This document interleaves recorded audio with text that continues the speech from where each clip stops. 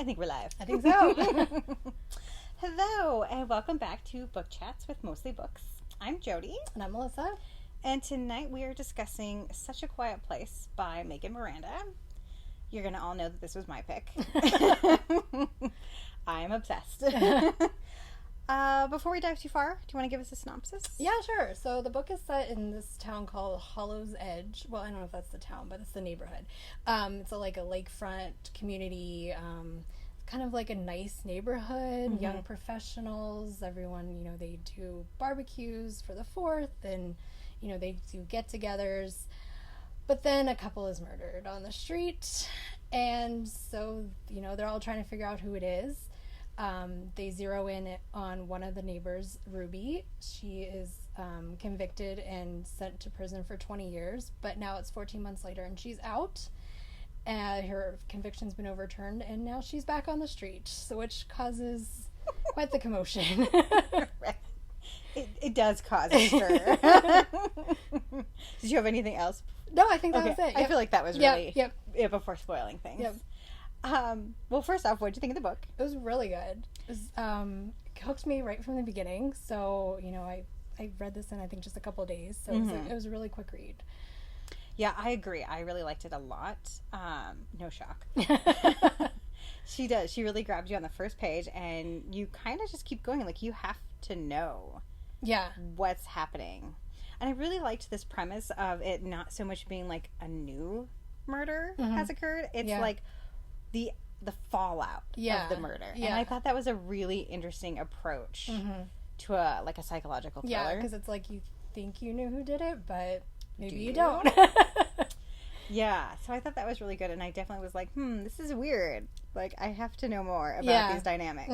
Yeah, it was fun learning about all the neighbors and how they interacted with one another and everything.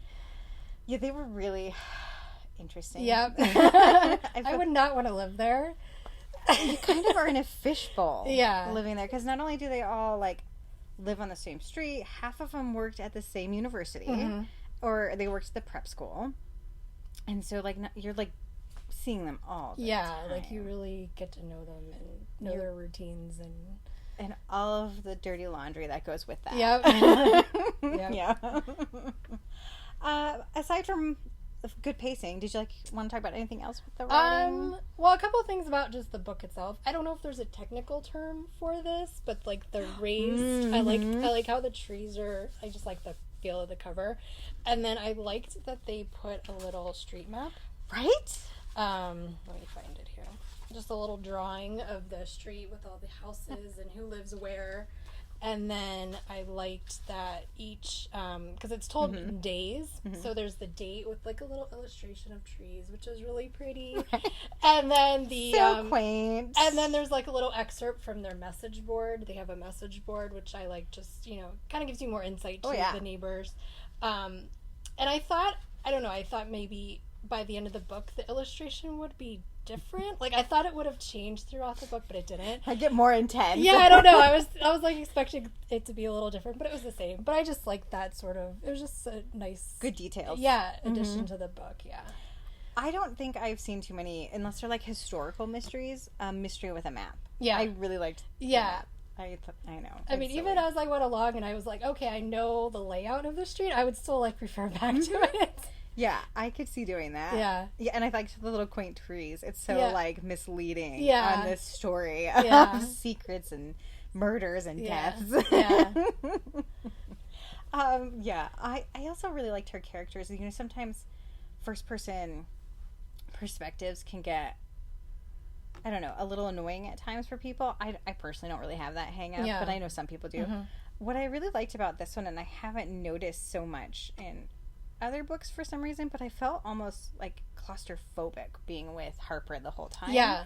You got that too? Yeah, because you learn about the neighbors, but through her perspective, which I would have liked to have seen, if what she was saying was really how they are. Right. I would have just liked to know what they thought as well, yeah. Did you find her to be an unreliable narrator? I'm torn on this. I was okay, I believe her. And then some things I'm I don't know. Is she telling the truth? So I don't know. I had a hard time trying to figure that one out. I kind of felt like she was a fairly reliable narrator. She's like, in the sense that she didn't have any like memory gaps. Yeah. She didn't seem to be like hallucinating or any of those like really obvious red flags that you're like, yeah, that's not right. I do feel like she was probably lying to herself on things, which in turn lies to us. Yeah. So there was some like gray areas that made her not. But I don't think it was intentionally leading us astray. No.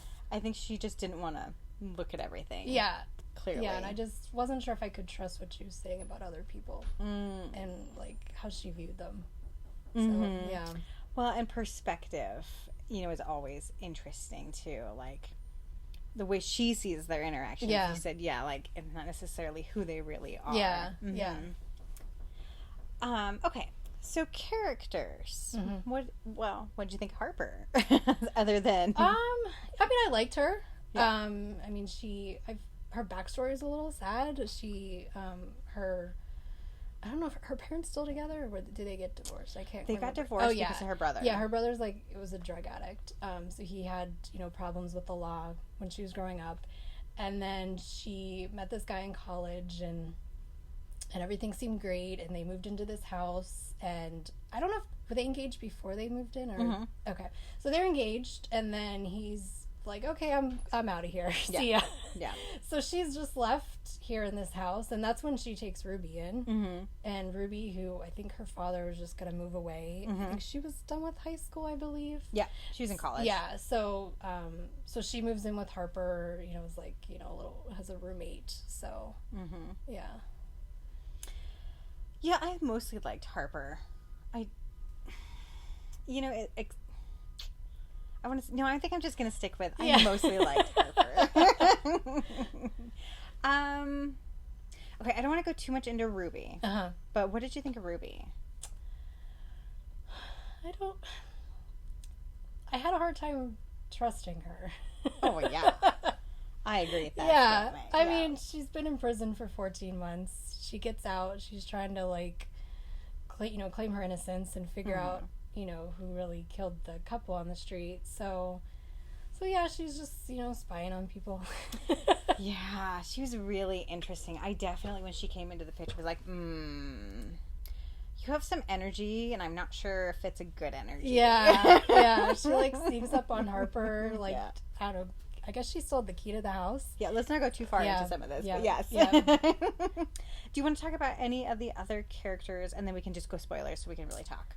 I don't think so. I don't know. I feel like we'll talk about all the other characters later on. I mean, there's not much you can say about them though. Yeah, like as we said, there's several different couples. There's a couple single guys. Like there's some brothers that live there that are very interesting, and there's a cop that lives on their street. Yeah. Who's single. Yeah. So it's your typical neighborhood. Yeah. And they're all, we think, pretty typical people. Yeah. Yeah. I didn't really have any impressions of them in the beginning that was like alarming or anything. Yeah, no. So whatever that's worth. Yeah. Okay, so I'm kind of feeling like we're headed towards spoilers because this is a book that we're gonna spoil. Yep. Because how do you talk about this and not talk about all of this? Yeah. But as always, I really recommend Megan Miranda books if you're looking for a psychological thriller. I thought it was a perfect summer read. Yeah, it was really good. Yeah. It's on the lake. Yeah. It's over the 4th of July. Yeah. Yeah. Everything of summer you want. So read it, and then we can move into fall reads. Yeah. Okay, spoilers from here. Okay. So going back to Ruby. I thought that was incredibly, I guess, ballsy of her to, like, come back to Harper's house. And like you said, sneak into the house and scare the crap out of her. Yeah. I know, and Harper was holding a knife, so. She's cutting her water out. Yeah. To take to the pool, yeah. Yeah, I was just like, wow, she just comes back. Yeah. After all of her neighbors went on the witness stand and basically accused her of, yes, she definitely was the one who murdered the couple next door. Yeah. And she came back with empty suitcases. That was weird. Yeah. I didn't really understand the empty suitcase part, to be honest. I didn't either, because then she's like, well, then Harper had already gotten rid of her stuff, because she was supposed to be gone for, in prison for 20 years, so she wasn't going to keep all her stuff. So Yeah, it was super weird to come back with empty suitcases. Like, I don't know, was she gonna take her stuff and leave, or... Well, and that was never really clear to us. Yeah. What that motive was. A lot of what Ruby does, I feel like, is so unresolved still. Yeah. But yeah, and I can't even imagine being these neighbors who did all of this and then are like, and now she's out. Yeah. And not only is she out, she's back. Yeah, I know, like, the first, like, little clip of their message board was like, oh my god, she's back. Yes, and I loved the message board, like you said. I thought that part was very revealing. Yeah, especially when you don't get... That was kind of the only perspective of them you got throughout the book. Aside from what Harper told us. Mm-hmm. Yeah. Are you on any, like, neighborhood boards? And is this going to, change your opinion about them? No, I'm not. I don't want to be. I'm not That's, either. like, too much. Yeah, I don't want to know my neighbors Especially that if much. that's, like, the only way you communicate. Like, they don't... Like, I mean, yeah, they have their little get-togethers, but, like, I think even Harper mentioned she doesn't have anyone's cell phone number. Like, and, like, that's the only way they really communicate, so it just... Yeah, I mean, it was a really interesting relationship between all of them. They have, like, a ton of knowledge of each other, and yet, like, none. It's very interesting what they have. Like you said, no cell numbers, and yet they have a lot of their keys to their houses. Yeah. And all the dirty laundry of the fights that they have because you can't help but hear them. Yeah. And I wouldn't want to live on a street with all the cameras. And they all have cameras. Yeah. Yes. I mean, at first it was like, okay, we're going to catch the people stealing packages. And then it's like, oh, they caught Charlotte's husband cheating. And then they used the cameras to, you know, piece together what Ruby was doing that night. Yeah, to make the timeline. Yeah, yeah. And to make it a lock-solid timeline. Yeah. Mm-hmm. Yeah. And that's discussed a lot. Like, this timeline was created, and was created. Yeah. Like, how did you feel about that? Like, okay, well, first off, did you believe Ruby did it? I did. Yeah? I mean, till a certain part, but yeah, I was like, okay. I mean, Harper's, you know, like, well, yeah, I heard her come in at 2, and then she finds the keys that had been in that Ruby had put in the garden, and then when Ruby came back, there was all these holes in the garden, like she was trying to find the keys. Those were rabbits. And yeah, and I mean that she was like the dog walker of the couple. I mean, there was a lot of things that I was like, okay, yeah, she could have done it. I never thought she did it. Oh, really? Not once. Not at all. But I totally understood why she came back to get revenge. I mean, I don't think she was really going to do anything totally malicious. I think she was going to sue him. Yeah. And it was gathering evidence for that purpose. Yeah. I feel like we should also mention that the couple that passed were Harper's neighbors, and that they passed in their sleep from carbon monoxide poisoning. It wasn't like a brutal murder or anything. And the only reason they suspected foul play was because the carbon monoxide detector was, like, taken off. Yeah, it wasn't in the house. Yeah. And because the door to the garage was left ajar with the car running. So they assumed it was Ruby because she's out at night and she had the keys, like you said. Yeah. And that was how they made their case. Yeah. But what did you think about, like, Chase, the cop, who was like, we need to only give him the evidence he doesn't quite say it like this, but, like, we need to give this narrative. because he was like, you know, check your footage and make sure, you know, Ruby's there at this time, and, you know, if you find anything else, just don't find anything else. Yeah. I wanted to get a little more about him, because I didn't really understand why.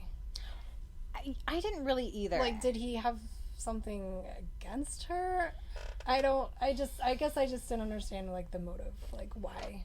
Well, I think that's a great point, because I don't think we understood a lot of the motives. Yeah. We didn't understand why Ruby would want to kill these neighbors. Yeah. There was no motive. No. We didn't understand the motives of why all of these neighbors basically ganged up on Ruby. Yeah. Well, it sounded like they thought of her as, like, an outsider. They did. Yeah. And it seemed like they were always, like, quick to blame her if something happened. Like, oh, money went missing, it was Ruby. Yeah. And I'm not saying Ruby, it wasn't Yeah, Ruby, no. But it was also like, what proof do you have? Yeah. Aside from the fact that you find her to be, like, a handful. It seemed to me like she was just one of those girls that people were annoyed with because they couldn't, like, calm her down. I don't really know how to explain that other than, like, she was just too much for them. Yeah. Yeah. So they're like, must be her. Yeah. Yeah, anyway, going back to the Chase thing, I thought that was really weird, and I didn't understand his. Yeah.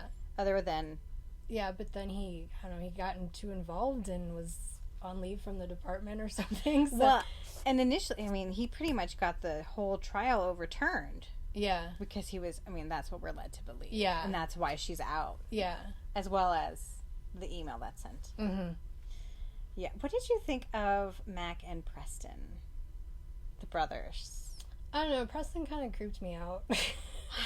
I mean, kind of even before the whole, like, hitting on the college girls thing was kind of revealed.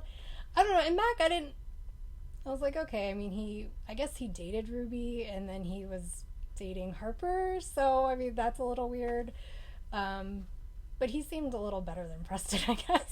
Yeah, I actually thought it was Mac for a good portion. I mean, I went back and forth. I thought it was like everybody at one point. I was like, no, this person.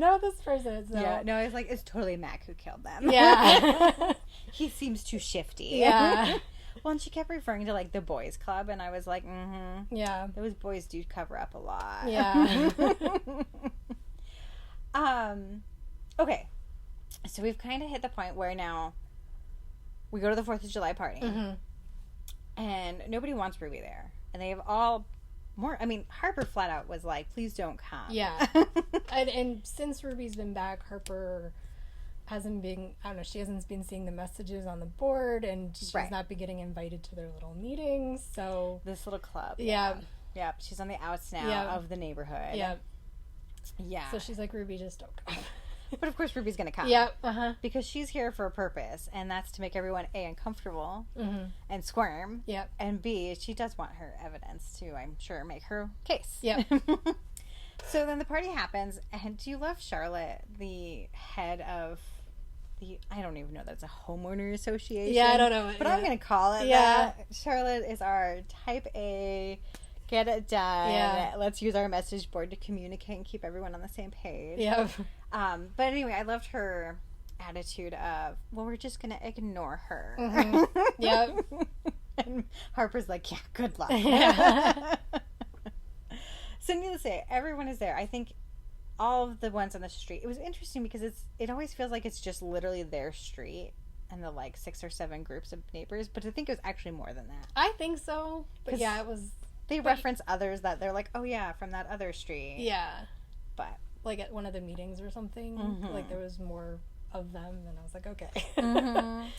Yeah, but needless to say, this doesn't go well on the 4th of July. And, I mean, they're all, like, sharing and drinking food and whatever. Fireworks start to happen, and Ruby's over lounging on a chair, seeming quite drunk at this stage. Yeah, she's been drinking all day. And then she and Harper really get into a big fight. Like, things hit the fan. Yeah. Yep. About, did you think she actually, like, saw Aiden, which was Harper's ex-fiancé? Or do you think he just hit on her?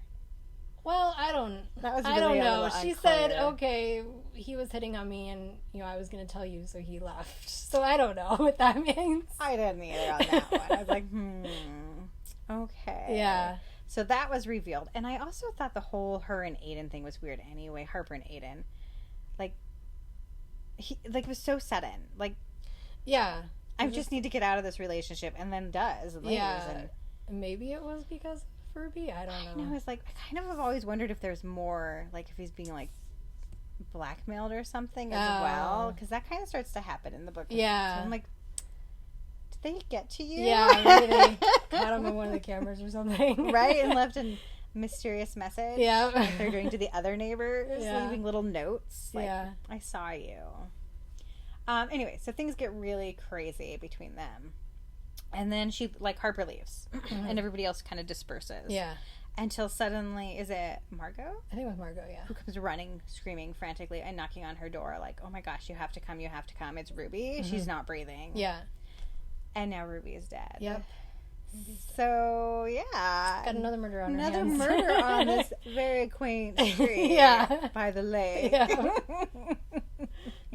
So, what did you think then? Like, did you think, oh, that makes sense, I saw that coming? Or, like, were you surprised? I don't know. I guess I was surprised. I don't know. I didn't think she was going to die. I was surprised. Yeah. I was like, didn't know where the story was going, but I didn't anticipate that. Yeah, because then it's like, well, then who's trying to cover up something by getting rid of Ruby? Right. Well, and then we're doing the night watch patrols because we're all worried about Ruby. And now we're all getting these mysterious notes, which we all thought was Ruby. Yeah. If it's not Ruby, who is it? Yeah. Yeah. And does that mean Ruby didn't kill them? Which, yes, it did. But yeah. It did change their dynamics at this stage, it felt like. Yeah. Yeah. That was interesting. It was. But I think they were all still like, it's somebody on the outside. Yeah, it can't be one of us. Yeah. Yeah. Even Harper at that stage was like, we're all, grouping together and I'm really on the group now. Yeah. There were some points where she was like, and I'm now really included. And I can't remember. There's a couple different things that happened though. Yeah. And I thought that was interesting. Like this desire to be so on the in crowd of your neighborhood and your message board. Yeah. Was just weird. Yeah. Did you get that mob mentality feeling at this stage though? Yeah. I mean, there was more parts of it later too, but yeah, even I don't know, just from the beginning, just how they all ganged up on Ruby to convict, to get her arrested for the murders. Yeah. And do you feel like they were just like, it can't be me, so let's just all dogpile here? Yeah. I kind of felt like too. Yeah. Too. I mean, they all had sort of an interesting night because then we start learning more secrets about the night that the couple pass. Yeah. From like everyone. And so that was interesting. Okay, so anything else you want to talk about before basically jumping ahead to maybe her like discussion with Tate? I don't think so. I think we can jump straight there. So somebody posts on the message wall. I guess it was, I don't remember. No, it was Preston. Like, stop leaving these notes. And Margot was like, yeah, please stop leaving these notes. And at this point, Harper's like, oh my gosh, I'm not the only one getting notes. Yeah.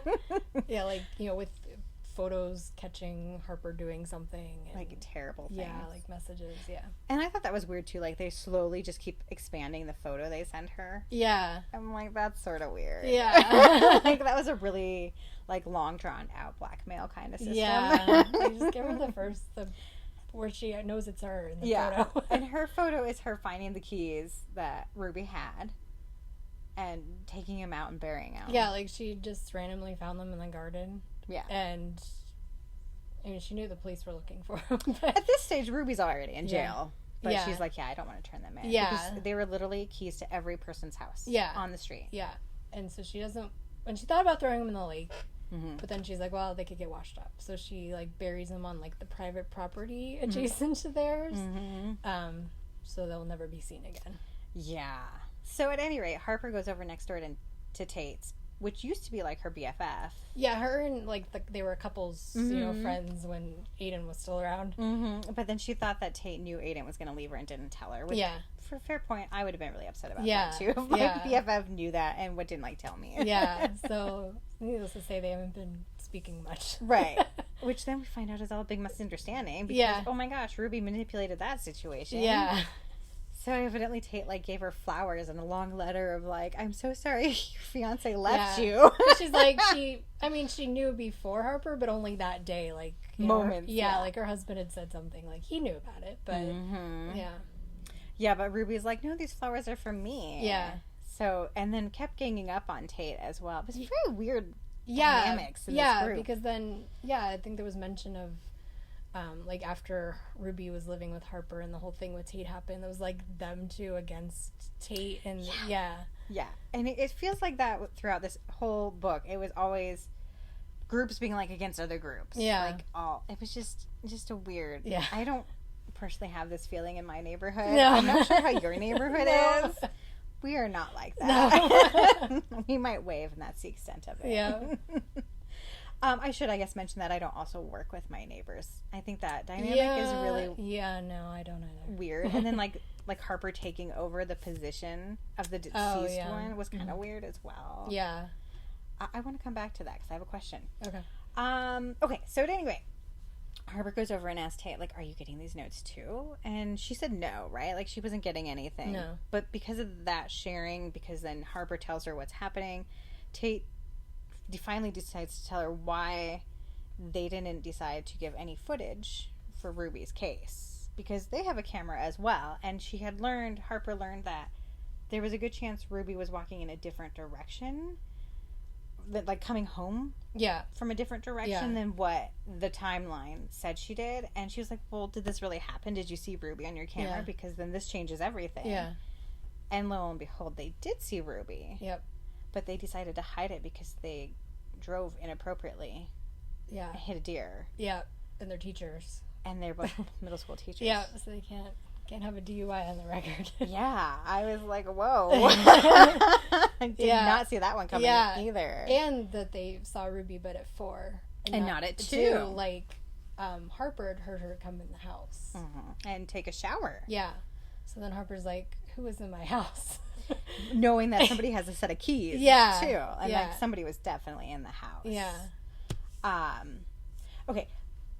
Before we continue forward on who was in the house, I want to go back to the moment where Harper's at work and she's like, oh, I could never get rid of, is it Brandon's? The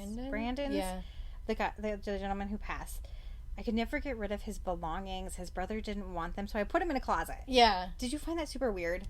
I found that super weird. It's like, just do something with them. Like, you're going to keep these dead guys' belongings in your closet. And then I also thought it was weird she didn't open the package. Did you think it was weird? Because, like, he just passed. Why didn't you open the package? Like, this, like, box appears the day after kind of a thing, but she never looks at it. She just puts it in the gift card in the closet and never looks at it again. Until she realizes it's missing. Somebody's taken everything. Okay. So, I don't know if I want to say what that is yet. No, we'll talk about it later, Okay. So, should we go into Charlotte's girls? I guess we probably have to talk about them. So, what did you think of Charlotte's daughters? What is it, Molly and Whitney? We don't see that much of them, but, like, I don't know, when Harper would go over, Molly was a little, like, confrontational. She was, like, way confrontational. Like, no, why do you want to talk to my mom? Like, leave. Like, no, you can't come in. Did you find it interesting how many times people were like, I don't remember which one that one is. I can't recognize which one that is. I mean, because I think, they were maybe a year apart, I think. A year. Yeah, it is a little weird that, I mean, I guess they look that much alike. I don't know. I was definitely like, this is a red flag for something, but I'm not sure what. Because you don't really see much of them. No. We briefly see them at Charlotte's house every now and then when Harper knocks on the door, like you said. They're at the 4th of July party. And then we don't really hear about them, I guess, again, until she visits Tina's house with her dad. And he's like, she's back. Which everyone thought was Ruby. But at this point, Ruby's dead, so it's not her. No, and it's Whitney. Well, we find out it's Whitney who figures out that if she stays close enough to the house, she doesn't trip, like, the cameras and lights and stuff. Smart girl. So she uses that to sneak around and go out to the lake at night on a boat, and... You know, they have like friends, and they have like a campfire out there or something like that too. Well, you know, Ruby kept saying there were other people out there. There's people on the lake. And everyone kind of dismisses it, which was sort of interesting because, like, to me, it was like, you live in a college town, you have teenage people in your neighborhood. It makes sense that there would be people by the lake. Why would Ruby run and dispose of something in the lake at that time? So I don't know. I was kind of, that's weird. Why is no one thinking about this? Okay. Because they had it out for Ruby. They really just didn't like Ruby. Oh my gosh, you're so right. So, at any rate, Harper keeps sleuthing, more or less, and she goes over to the neighbor's house where they've passed, and she gets into the back door. Like, I don't remember why she walked over initially at the end. Well, she finds out that Ruby had a car. Oh, yeah. And that's true. What was that? No. Well, she went over once before. Yeah. So, but yeah. Are we talking about the end then? Yeah, the end. Okay. So she finds out that Ruby had a car when I guess after she got out of prison, even though she had taken Harper's car for over a day and said she was going to meet her lawyer. And arrived in a cab. Yeah. And so she finds the car, like, hidden in the woods. And that's where she finds the box of Brandon's things. Oh, yes. In the car. Yeah. And then she finds the package. And opens it. And are we telling what it is? Yep. And it's a carbon monoxide detector. Yeah, so he was just replacing it. Yep. And that's why it wasn't in the house. There was no foul play. Yeah. Although I was a little confused about that part. Why he took it out? No, about the whole, when she goes to the house and, like, after she finds out, she goes and, like, she's like, oh, That's yeah, right. it's missing. And she plays out this whole scene where they, I guess, got in a fight and the wife was going to leave and he stopped her from leaving and the car was still running and then they went upstairs and I'm like, but is that proof? Yeah, it was kind of like that too. She's like, well, this is proof that nobody did it. So I was a little confused, like, does that really mean that someone couldn't have gone in and done all this? Yeah, I mean, yeah, they didn't take the carbon monoxide detector, but that doesn't necessarily prove that no one went in and did all that still. Yeah, I think that's true, and I had that same feeling. The only thing I chalked it up to was the fact that the police decided that this was only foul play because the carbon monoxide detector was missing. Had that not been missing, they would have assumed it was an accident. Yeah. I have nothing to really back that up with, aside from what Harper said. Yeah. Yeah. Because a part of me was kind of like, I don't know. I don't know if I'd really get into a fight and then still continue fighting all the way upstairs and then forget the car's running. Yeah. And go to bed. Yeah. Like, yeah, I don't know. I was like, wouldn't you hear it running? I mean, maybe at this point there's so much carbon monoxide in your house that you're not thinking. Yeah, and I you're don't already sleepy. I don't know. Yeah, I don't know. But yeah, I was just confused as if that was actually proof. Yeah, that was. I agree. I wasn't really sure that was proof. I mean, it proved, I guess, that there wasn't a carbon monoxide detector thrown into the lake. Yeah. Yeah. Yeah. So at this point now, so she's like in the house doing this, and then Charlotte arrives and confronts her, and Charlotte just came over because she was like, "What's happening in this house?" Right? Like that was her initial reason. Yeah, for showing she's like, up. "You're trespassing." Right. And I guess I forgot to mention that when Harper was in the house previously, she found Ruby's notebook where she had been spying on all the neighbors and like writing down what they're all doing. Yeah, so like and like monitoring what direction on the street they were walking at night with like arrows and stuff. Yeah, so trying to like get a pattern of what people do. Yeah, sitting in this empty house. Yeah, looking out the window all day, trying to figure out what they're doing and what they're hiding. I'm trying to remember exactly how Charlotte and Harper get into the confrontation. Does Harper just turn to her and say, "It's Whitney"? It's me. Yeah, I don't remember. At any rate, yeah, they start getting into it because Charlotte's like, "Well, you don't understand. You're not a mother. Yeah, you would not. I have to do what I have to do to protect my children." Yeah, and all along Harper's like, "But it wasn't foul play. Yeah, like why you set all this into motion, and essentially killed Ruby." Because you thought Whitney may have killed the couple, right? Yeah. It was kind of like a weird jump to conclusion, I thought, for Charlotte. Yeah. Yeah. But at any rate, it got really out of hand,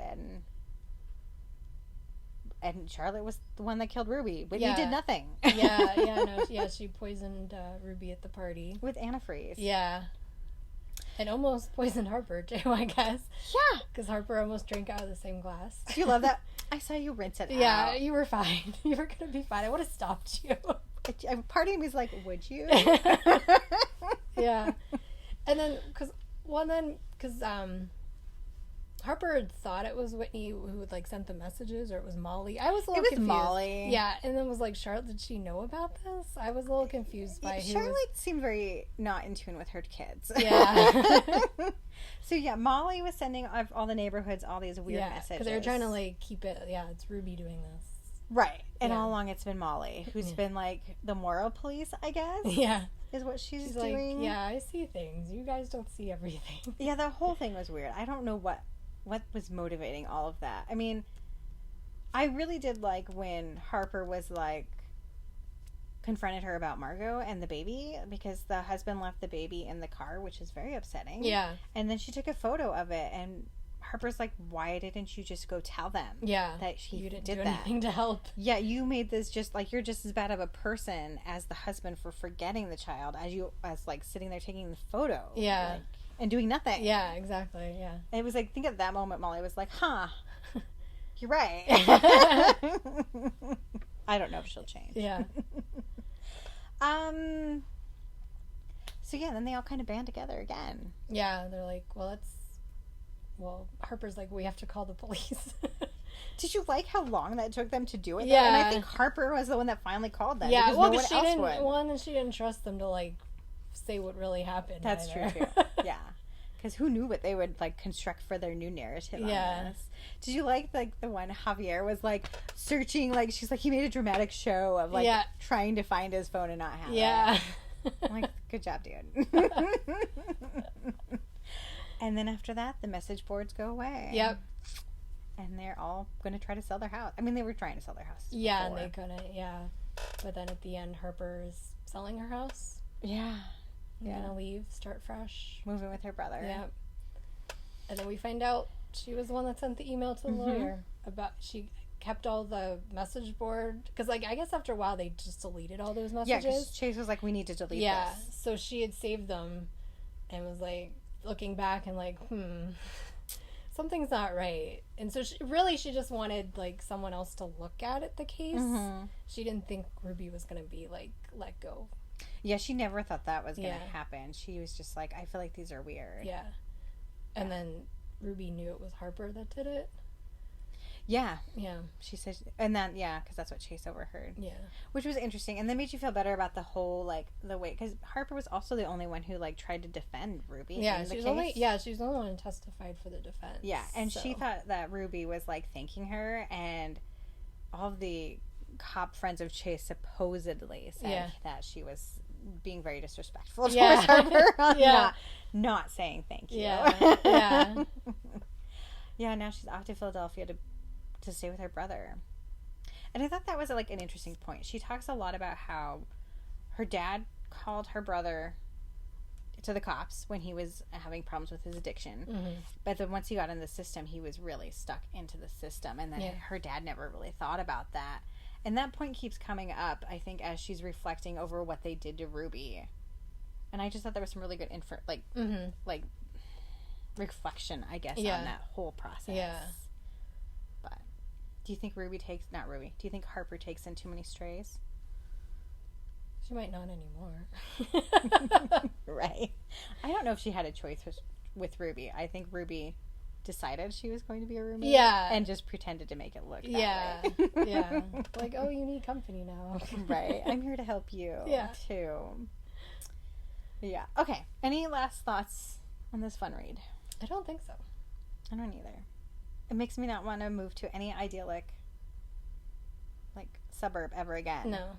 Not that I live in one now. No. And I think I'm going to keep all my curtains very tightly shut. Yeah. And it was funny, I guess, too, because all your neighbors probably have those cameras as well. Oh, yeah. So watch out what you're doing late at night, even if it's innocent. Yeah. Someone's always watching. Yep, exactly. All right. So I guess that's that. And so next week, I will be joined by Aubrey, which will be her first book chat. And she and I will be discussing Malice by Heather Walter. This is a fantasy, I believe, like a retelling of Sleeping Beauty. But I'm not totally sure if it's Sleeping Beauty, but it's definitely something like that. So you should all tune in next week, because I'm sure we'll have lots of thoughts on that one as well. Yeah. All right. Okay. Bye. Bye.